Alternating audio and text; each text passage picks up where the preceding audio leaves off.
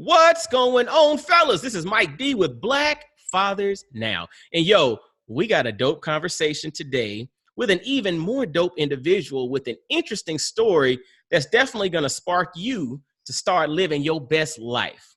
And the brother that we're conversing with today is none other than my frat brother, Malcolm Martin. Now, Malcolm is a co-parent to his 5-year-old daughter who speaks 3 languages. Yes, she's 5 and speaks 3 languages. We're going to dive into that. He's originally from Brooklyn, New York. And but then he ended up going to Knoxville College, where, again, he pledged Omega Psi Phi Fraternity Incorporated. We're representing there. But after college, he went back to New York, worked in the New York City Transit for about 10 years before basically embarking upon this passion for fitness. And he just went all in. He became a certified personal trainer, started working at the hottest gym in New York City. And then ultimately, you can pretty much say the rest is history. But that history that we talk about also includes becoming a celebrity trainer, traveling the world, just doing some amazing stuff. And on top of that, the brother also has a podcast, which is dope, that we're going to jump into as well, entitled Black Fathers Go Further.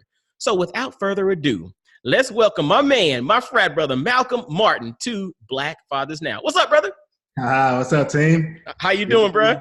Hey, man, I'm feeling blessed today. Appreciate the love, having me on your show. Man, dude, and we have to, before we get started, we have to basically let the world know how this thing came about or how we ended up connecting. Because before you launched Black Fathers Go Further, you shot me an email just randomly because I think you were seeing, Black Fathers Now and all, and you just kind of let me know you're starting a podcast and you'd love some feedback on your show. Absolutely. I was inspired by your show. I listened to a bunch of podcasts and I heard yours and I got stuck. Mm-hmm. And I got stuck again and again. And you can tell when you get stuck when you're like working around the house doing something, but you're hearing something in the background and you can't get over what you're hearing. Mm-hmm. So I was like, I have to reach out to this brother. I have to find some way without him think I'm like some nut just trying to find out what's going on. Like, let me just reach out to this brother. And that was it, man. And then But the funny thing is though, okay, so you reached out to me via, email and all, and we connected. I listened to your stuff and I was like, yo, this is dope. Gave a little bit of feedback.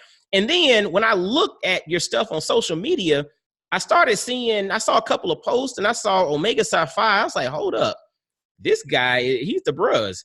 And then what was even crazier, I started seeing some common connections there. I'm like, hold up, this is one of the local bruz here in Knoxville, and this is one.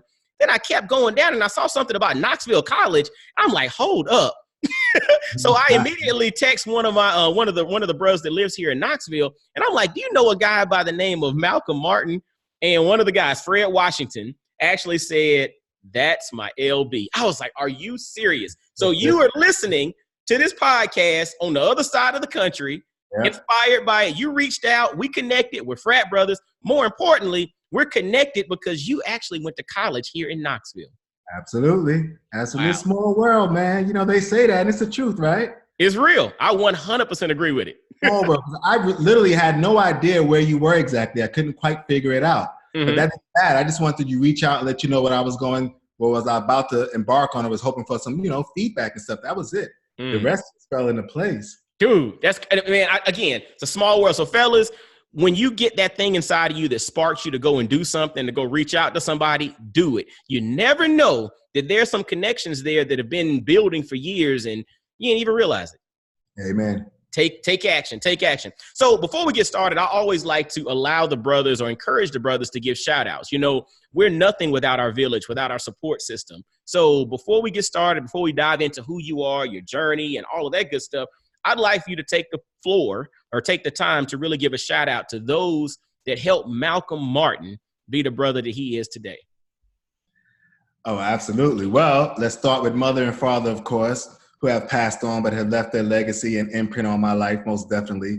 A lot of positive uncles and cousins over the years, and I'm going old school, people that I sat up and watched and just learned a lot from. Of course, Omega Psi Phi BE. I ain't going to say, yeah, you guys figure that out. BE, Knoxville College, all the bros, Physical Fit District, all over out here now in LA. Just a lot of positive people have been just been a positive impact on me and where I'm going and what I'm trying to do. So shout out to all of them. Shout out to my daughter. Shout out to her mother, who's a wonderful woman, though we're co-parenting. She does her thing. She properly guides a child the way she's supposed to, regardless of our issues. She just does the right thing. So shout out to her. And, that's it. My niece living out here now, helping us out. And she has her 5-year-old, 6-year-old daughter. So we kind of like building our own little village. We all get along well and, a lot of love. That's what's up, man. I love that. And we'll definitely jump into the concept of co-parenting because like you mentioned, it's not you all's issue. It's about keeping the kid in the center of everything that you do. And so that as long as you keep that North Star there, everything else tends to work its way out because that's what's most important. Yes, absolutely. I love that. I love that. So now let's take it back, man. You were born and raised in Brooklyn, right? Bed-Stuy, baby. Bed-Stuy, baby. Talk to us about growing up in Brooklyn and, I guess home life for you as you were, coming of age and all of that. But then also, how did you end up at Knoxville College from Brooklyn, New York? Jump into your story, man. Okay, well, first of all, I was in Brooklyn in the 80s, all through the 80s and 90s. So that was straight hood. That was straight. You ever watch the movie New Jack City? You get an idea. That was our daily life. Like, that was really no joke. I didn't know how the rest of the world was because I was strictly in Brooklyn, Bed-Stuy, and that's what I saw. That's what I dealt with. Now, my mother was the one we had a relative who was in the administration at Knoxville College. She was like, no, I'm going to get you out of Brooklyn because it's just dangerous. And this is how dumb I was in high school. I was good at football and I was graduating early. I wanted to purposely get left back so I can spend 6 more months with my friends in the street and play another year of football. Like, I was just dumb. It wasn't make any sense. She was like, no, you're going to Knoxville College. I didn't even know heard Knoxville. I didn't even know what Tennessee was. So that was it. We had a relative who got me situated out there. We went out there and the rest was history from that point. Interesting. And so you say you grew up in Brooklyn and this was New York in the 80s, right? And again, Brooklyn now is completely gentrified. Oh, listen, I just left yesterday. I still own my home out there, though I'm selling it this week. It's a completely different world. It's different. Really? It ain't the Bed-Stuy. It ain't New Jack City at all. It ain't the hood. It ain't me looking out my window watching cats getting shot. It's none of that stuff anymore. Wow. And so you went from that to Knoxville College and, while in Knoxville, you became a member, you pledged Omega Psi Phi Fraternity Incorporated, BE's in the building for sure. And, but then after college, you moved back to New York and you said you worked with the New York City Transit for about 10 years. Yeah, but what happened right before that, I went to grad school at the University of Tennessee. And me and my other frat brother, Winston, shout out to Winston out there. He pledged me. We were actually accepted into University of Tennessee. And at the time, and there was another lady with us, Carmen. So there was a few of us, and it was the most blacks they had at the University of Tennessee grad school in that division. And it was only 3 of us. Really? Yeah, this is 1989. That was crazy.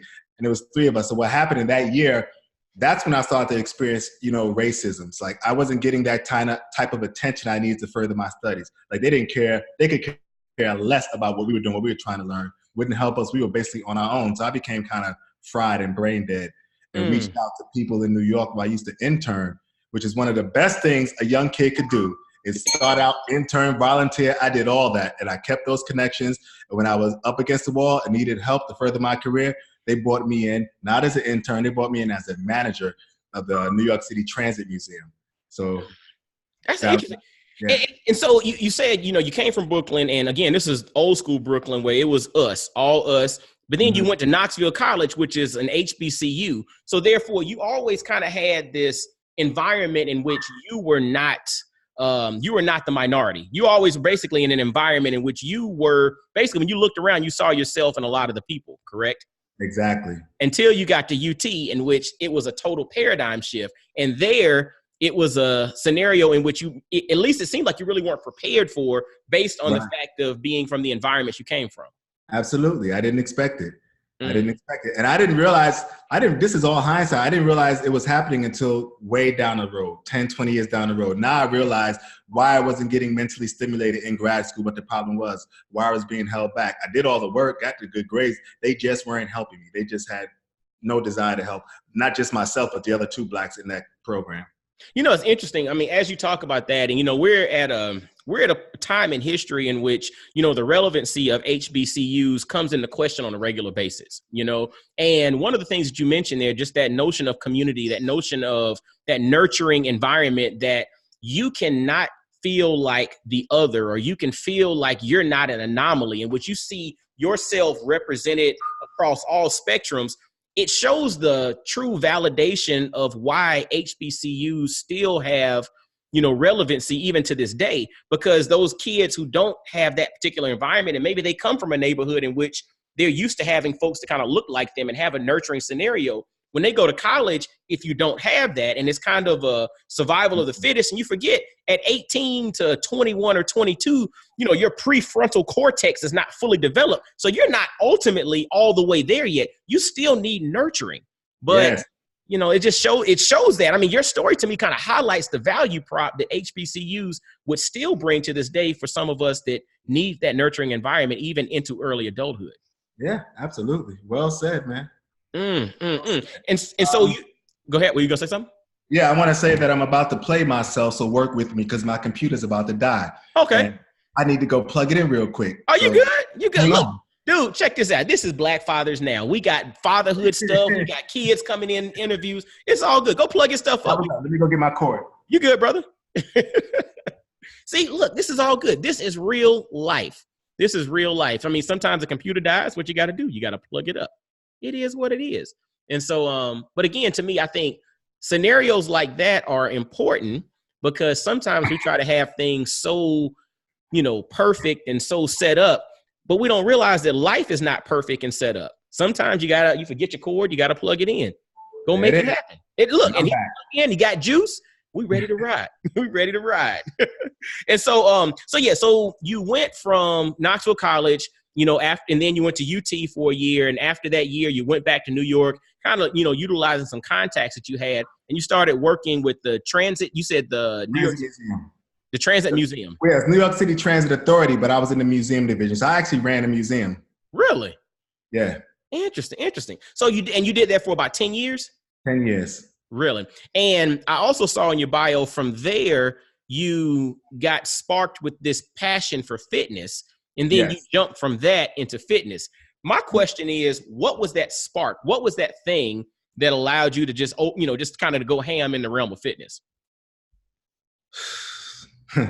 The thing that we tend to always go after as men, women. Now listen, there was this girl. Now I ran the museum, so I had 4 or 5 different departments, and I was in control of the volunteer departments. I would always bring the volunteers, and they would come help, so on and so forth. But there was this one woman that was older than me, beautiful, sexy. I was just attracted to, but I was being professional, so I was trying to just be on her level. And she was into fitness, and she loved it a lot. And that was it. It was just that simple. I got into fitness based on this young lady.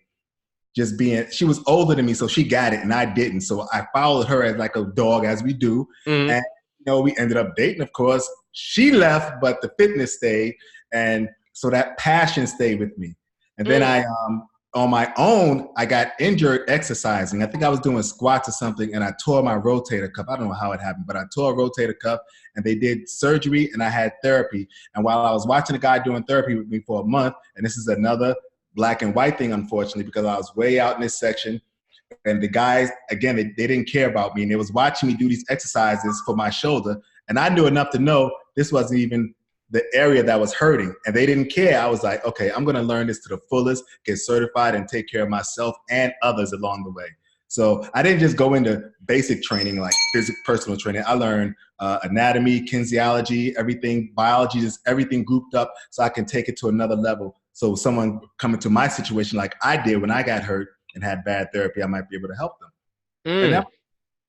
That it's interesting. It was sparked by a girl, but the true deep dive came through your own personal tragedy, so to speak, in regards to tearing your rotator cuff. And so you weren't served well. So you basically had to become ingenuitive and figure out a way to serve yourself well. But by serving yourself well, you found out a way to then ultimately serve others well. Absolutely. That is really deep. But again, it was sparked by a girl. Yes. So is life in general. What can I tell you? There it is. Look, they opened the window, but then there was something else that kept you there. Yeah. Hey. Keeping it real, dog. And so from that, you got certified as a personal trainer, and you started working at Chelsea Pier, which is one of the It's exclusive. They were built in 96. I think I started in 98, but it was like exclusive. It was very expensive. It wasn't the average person couldn't go there. So it was a lot of celebrities and very rich people that went there. So that kind of helped me in terms of connections and growing around people and meeting people in the industry. And so how did you then get directly there? Because I mean, that doesn't seem like a place where people can just automatically, I get certified, I'm good. You can't, but that was my point. Like what I said, I didn't just learn to become a personal trainer. I studied anatomy, kinesiology, all that stuff. And I used to actually study right across the street from Chelsea Piers. That was my motivation. I would sit in my car and read my books on kinesiology and biology right in front of the piers because I knew someday I would work there. So when it was time for me to go there to interview, I knew I would ace it. I knew more than the people that was teaching me stuff was trying to tell me about exercise. Wow. So you had a vision.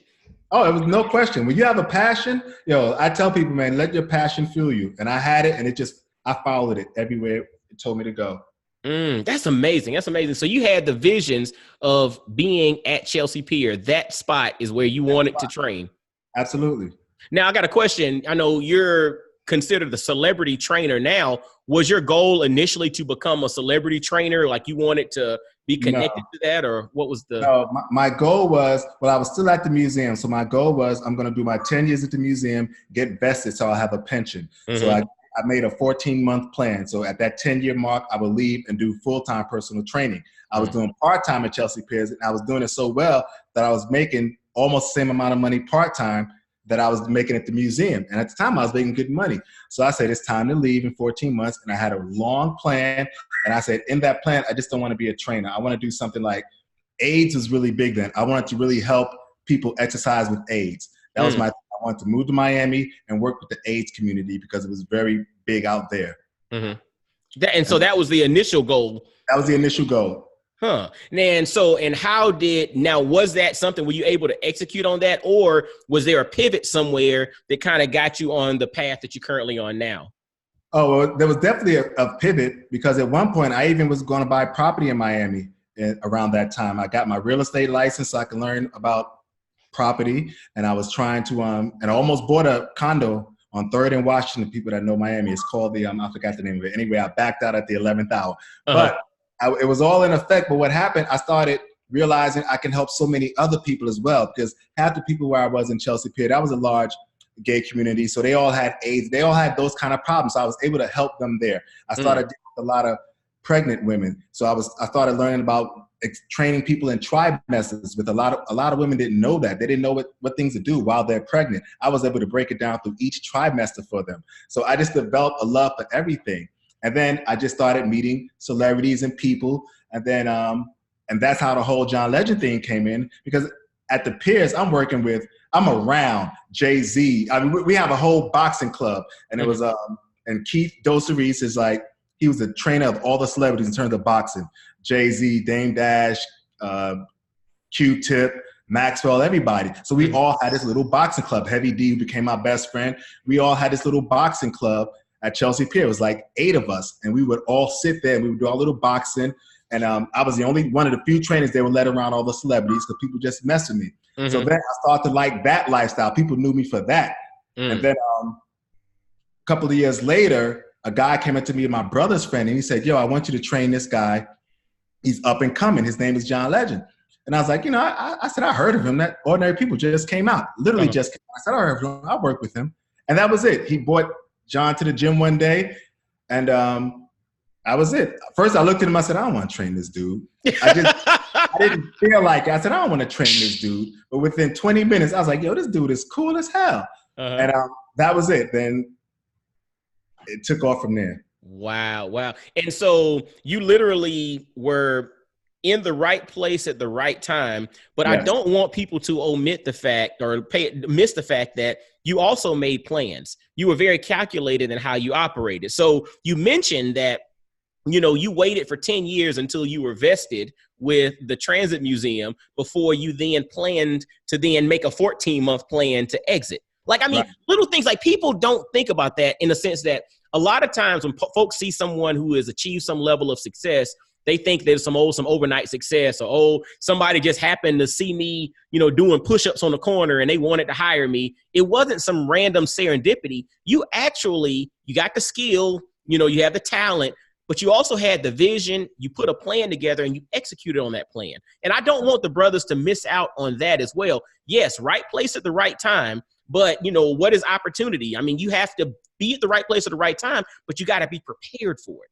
Don't miss that. Absolutely. 100%. I equate that to the Super Bowl when the Patriots came back and beat the Eagles. I said, yes, the Eagles gave it to them, but the Patriots still had to capitalize, and they did. Exactly. That's it. They still had to capitalize, and you were there to capitalize on that. And the other thing that was interesting, you said someone introduced you to this up and coming, and I'm using air quotes here, this up and coming guy, John Legend.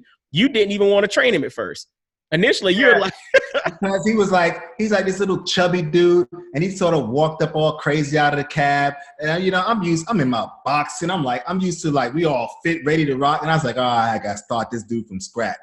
But that was my mindset at the time. But that quickly turned around within 20 minutes. Wow, that's pretty dope. And so from that point forward, are you exclusively with him, or do you train other people? Like, how did that thing kind of blossom? Over the years, well, what happened was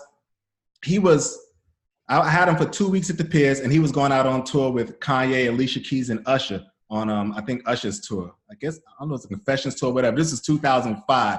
And I gave him a 2-week plan. And he left the Piers, and I went back to my daily routine, and he went away.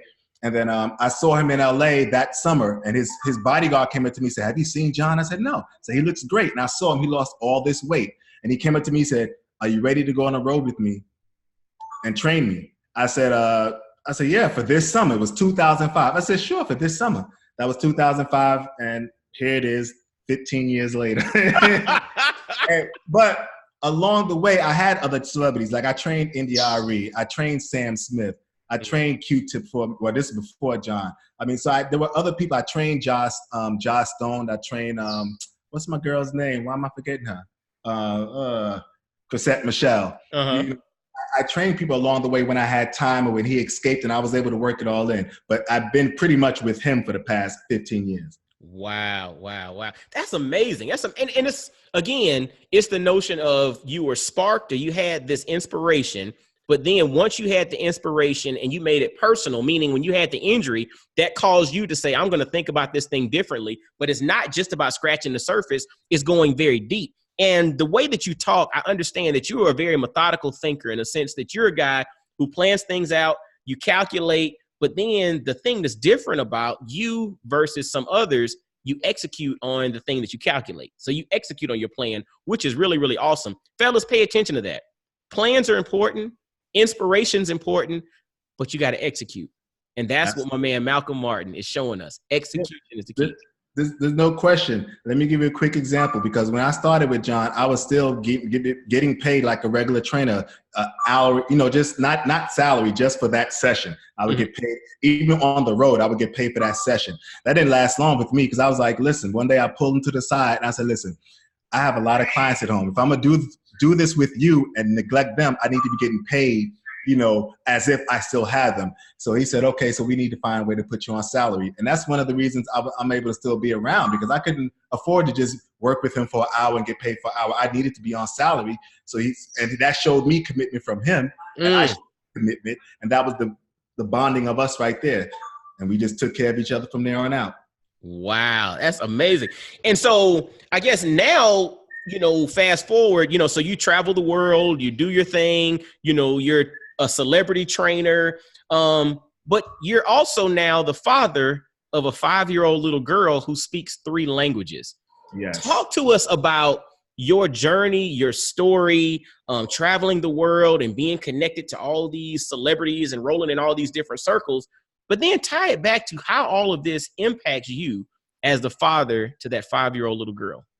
Well, you just touched on it. You said 3 languages, then you said traveling all around the world. And those 2, that's it right there. From traveling around, and we've been all over the world, around the world 30,000 times already, not just one place, like 1 million places. And I remember one particular time I was in Amsterdam having lunch with this young lady, and she was speaking Dutch, And then she spoke to the waitress in Russian. She spoke to me in English. And then I was just sitting there amazed at her talking. She was like, yeah, she said, and she did 7 languages.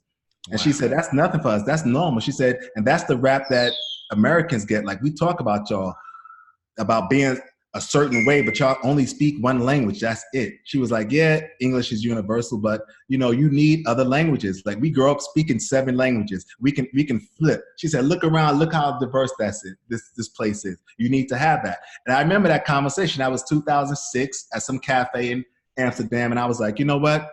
When I have a child, she's going to speak he or she, a minimum of 3 languages. And so I had Madison. Her mother's from Ecuador, so there's Spanish on that side, though her mother doesn't speak it as well. Her grandmother, that's Ecuadorian. Her mother was born here in LA, but the family's Ecuadorian. And so the grandmother speaks Spanish to her a lot, and sometimes her mother do, and I do. I know a little bit enough to like teach her basic stuff. And then I can't get a 3rd language, and we picked French because I already figured Spanish would be covered, English would be covered. I had French in school, but not enough. I didn't know anything. And I just wanted that language is spoken in 52 different countries. We can go anywhere and be as diverse as possible. And it works well here. And then we study the curriculum, the French curriculum, how they're taught here, which is important because they start from preschool and you stay all the way up to the 12th grade. There's no moving schools, none of this, none of that. Now she'll switch to a different campus, but she's with her same classmates. I mean, I took her to school today and she's 5 years old and she's with her friends that she's known for like 3.5 years now. Like that's comfortable. So that aspect of learning is out of it. That fear of meeting people, being distracted, being intimidated, that's over with. That's not a factor. So that's one of the main reasons we went with French. So you removed the fear. You opened up that window and you removed that fear. Absolutely. And they don't know, like, at first they were saying, why would you put your daughter in French school? How are they going to learn? They're confused. They don't understand what the teacher is saying. And I'm saying, listen, at 2.5, 3 years old when she went in, I said, she barely understands what I'm saying. So it's all mumbo jumbo now. So she learned all these different languages together. And by preschool, she already knew her numbers, colors, greetings, like everything. Wow. So it's like, I love it. I like the idea of it too. And they're a lot smarter. Like her mind is really, it goes in so many different directions because she's used to that. And you stop and you think, I mean, English is spoken a lot of different places, but by her being fluent in Spanish and French, she literally can probably communicate with just about half of the population on the world comfortably right now. Without Google Translate, without any type of apps or whatever, just about half of the world, she can step in and comfortably communicate with them in a casual conversation. Absolutely. At 5 years old. Yeah. She knows. She won't because she's scared, but she'll know. She can tell if someone speaks English or French when they come up or when they say something. She often knows what they say. She won't speak to me in French because she knows I don't know it well. But when I come to her school, I watch her and her principal go back and forth with a whole French conversation about the weekend. What did you do? What did you do with your father? Things like that. And she just goes, it's beautiful to watch. Wow. That is fascinating. And I want you to pay attention to that, fellas. One of the things that I always like to bring full circle is how do the brothers take their life experiences, but then apply that to the role of being a father. And so Malcolm has traveled the world. He's been to all these countries, experienced all these people, all these different levels, socioeconomically, all of that. And one of the things that he brought back was the value of being able to communicate with people all over the world. Because I know, yes, we are in the United States of America right now, but people forget the United States only makes up 5% of the world's population. Wow. So therefore, that's 95% of the world's population lives outside of our borders. So yes, I understand this and understand that, but the reality is we need to be able to connect with folks. And what better way to connect than being able to comfortably speak multiple languages? And you're setting the stage for that with your daughter, who's 5 years old. That's right. That's powerful. And I think this is actually a pretty interesting lead in because you've also recently embarked upon the world of podcasting, and you created this podcast called Black Fathers Go Further, right? So as it pertains to, a 5-year-old speaking 3 languages, to me, that's the embodiment of a Black father going further, because you're going further with opening up the window to, the possibilities of your daughter. Talk to us a little bit about the inspiration for you creating this podcast, some of the things you look to accomplish, and then what you'd like the brothers to gain from listening to you, drop your jewels of wisdom. Well, basically the inspiration came from, and when you listen to the show, Black Fathers Go Further, you'll hear it in the intro. The first show is called The Intro, and I basically just talk about my inspiration. And it came from the unfortunate passing of Nipsey Hussle. And the connection was him and John was working on a song. And every morning, John would just come down and play me this song and say, yo, it's really nice. I was like, oh, this is a nice song. And then one day he came down and said, oh man, the second verse Nipsey put on this is amazing. He said, you got it. He said, wait till you do the video. He's like, wait till you see the video though. He said, we're shooting the video on Thursday, which was the next day. So I remember I went to his house Thursday, got him all ready. He went to shoot the video. And then he went out of town Friday. And I'm sitting on my patio Sunday. No, first he had told me how, that guy, he said, I didn't know that guy before. He said, that's a really positive brother who's doing a lot of things, and I like him. And then that Sunday, I'm sitting on my patio. A quick thing comes through on my phone. Shooting in Crenshaw, whatever, Nipsey Hussle was shot. And I immediately text John. And we felt it because when they said he was shot 5 times, I was like, oh man, this don't look good. But I said, I'm letting you know now your boy got shot. And he couldn't believe it. 20 minutes later, they found out he passed. And then that night and the next day, this outpouring of love. And then his story comes out and you're reading about his story and the things that he's done as a Black man, as a Black father. And I'm like, how come we missed all this? This is amazing. This dude was phenomenal. And in my podcast, I said, this guy was everything without even being everything. Just think about that. He did everything for us.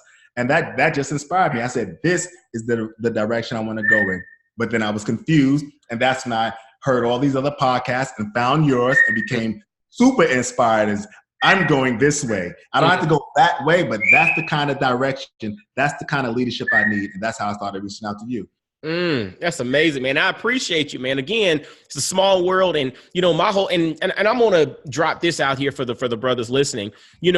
When Malcolm reached out to me, sometimes people reach out and it's interesting because sometimes you get this hint that they're kind of asking for permission or basically letting you know that they're going to do something as to not, quote unquote, I'm using air quotes here, step on toes. And I want to challenge brothers out there. If you're the type of person that gets, offended by someone stepping in the space that you're currently in, or if you're a person that feels threatened, I want to ask you to take a step back and revisit that and rethink that, because the whole concept of a rising tide lifts all boats is true. As Black Fathers Go Further grows and he impacts millions of lives with his podcast and his platform, that helps Black Fathers Now. As Black Fathers Now grows and impacts millions of lives and changes families for generations to come, that helps Black Fathers Go Further, right? We're all in this thing together. Our ultimate goal is to help basically raise the notion of, excellence in Black fatherhood is now the new standard. It's the new average. That's ultimately what we're looking to do, what we're looking to provide, what we're looking to inspire, or the action that we're looking to incite. So if you're the person that gets threatened by someone kind of coming into your space, take a step back and exhale and realize that if you're good, one, you ain't got nothing to worry about. But then two, go the extra mile to help that person, because as you all both succeed, that helps the whole generation to succeed, because there are brothers that are going to listen to Black Fathers Now that are going to hear my man Malcolm talk and be like, yo, I think I'd much rather hear Malcolm's voice. And guess what? That's good.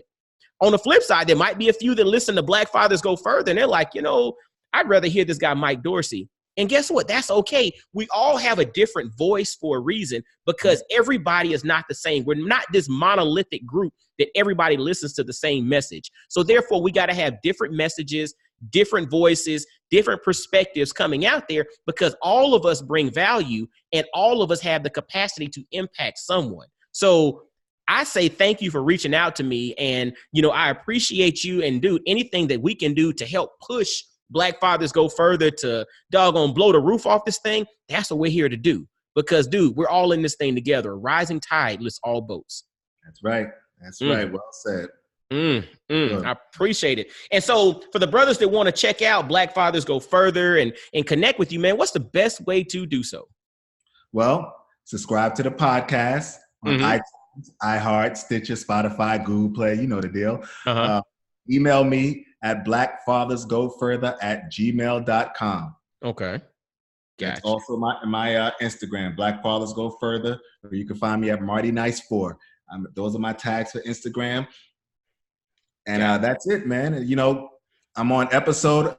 I'm working my way up, baby. I'm not like you in the hundreds, but I'm on episode 12, I think. And, you know, it's good. You know, it's like a story. It starts the 1, goes up to 12. It's all a narrative. It leads into something. So just keep like listening. And again, like, you know, like you said, some of it, you know, you might not agree with, some of you might. And it's for everybody, just to get an idea, just to give you a different voice, like Mike said, and just to, you know, hear something different, whether you agree with it or not. A lot of it, most of it now is positive. So when I first did it, one of the things you talked to me about, which is really important, as into finding your audience and narrowing it into Black fathers, because I started making it about Black men, the plight of Black men, not realizing I need to narrow it down and really talk about the plight of Black fathers, even though they kind of tie into each other. So I've been working on that. It's going really well, man. Yeah, I appreciate you, man. Because, dude, I mean, you really are finding your niche, you're finding your voice, and you're making an impact, brother. And I literally am going to encourage you to continue going, to keep pushing, to keep evolving, to keep refining yourself. But then, you know, take the governors off and just let that thing flow, man. Because what's inside of you for real, needs to come out. And I heard a lady speak. Her name is Marie Forleo. She was doing a talk, and she was getting interviewed. And one of the things that she mentioned was that if you have something that can help somebody else and you're not actively promoting it, you're only hurting those that need it the most. That's right. So therefore, it's not a choice, it's a responsibility. So all that stuff, all those experiences, all those things from a wisdom perspective that you have to offer, if you don't put it out there, you're only hurting that brother who needs to hear it the most. And so think of the lives that you change. Think of the relationships you may save. Think of the kids who may grow up in a better environment, maybe just from one piece of advice or one word that you dropped out there.